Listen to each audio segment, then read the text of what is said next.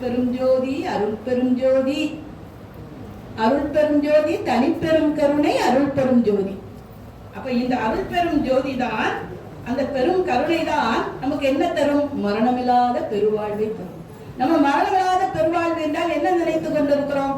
இந்த உடம்பை விட்டு,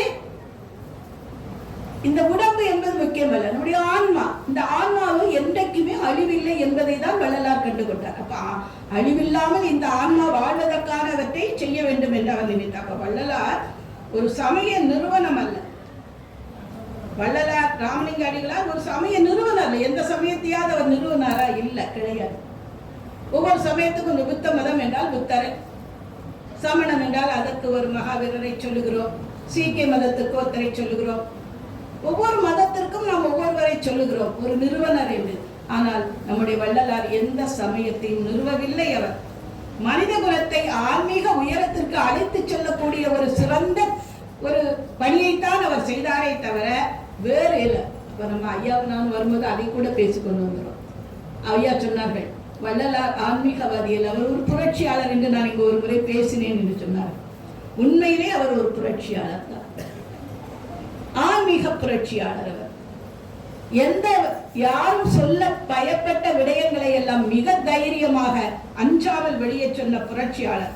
அவர் வாழ்வின் இறுதி கட்ட காலத்தில் வெளிப்பட்ட நிலைப்பாடுகள் அனைத்துமே எப்படி இருந்தது என்றால், மத ஜாதி சடங்குகளை கடந்த அந்த உச்ச ஞான பார்வையை தான் நம்முடைய வள்ளலார் கொண்டிருந்தார் என்பதை தான் நாம் உணர வேண்டும். அப்ப வள்ளலாரினுடைய இறுதி இலக்கு அருள் பெரும் ஜோதி. அந்த இறுதி நிலைப்பாடும் இதுவே. அருள் பெரும் ஜோதி அது உருவமல்ல, சிலை அல்ல, மத கடவுள் அல்ல, அது கருணையால் நிறைந்த எல்லையற்ற ஒளி வடிவான தத்துவம்.